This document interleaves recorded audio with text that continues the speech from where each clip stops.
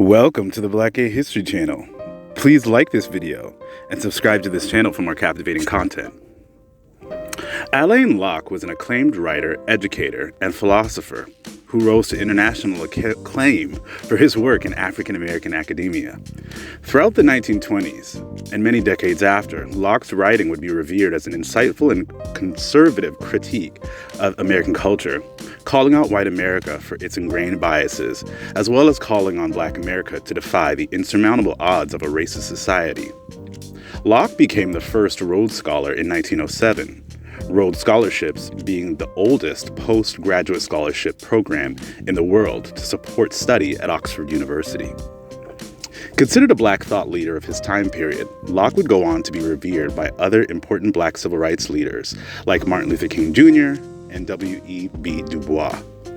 His collections of essays, like The New Negro, are classics of the period known as the Harlem Renaissance, a time where many Black artists and writers, particularly in New York, were becoming sought after and lucrative entrepreneurs, something relatively unheard of at the time in history.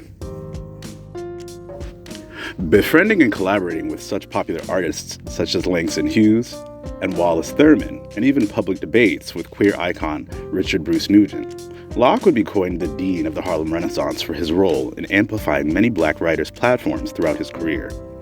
Locke would also be well known for his role as an educator at Howard University, one of the most prominent historically Black universities in the United States. Becoming chair of the philosophy department in the 1920s, Locke would educate for decades until his retirement in the 1950s. To this day, there are buildings on the campus named in his honor. Alaine Locke was private about his queer life, but his relation to his queer colleagues show he too was a part of a vibrant queer culture that existed in Black American academia and the arts for decades. The Harlem and civil rights movements were always queer, and according to The New Yorker, after Locke's passing, many private items were found, including a collection of fluid samples from his male partners, which tells us today that Locke had an interesting and vibrant sex life. It's time we as African descendants stop sterilizing our Black heroes and our histories. It's important to note that many gay and queer men have felt uncomfortable and oppressed at HBCU campuses, including Howard, which makes no sense when we have the likes of Alaine Locke as one of our community leaders.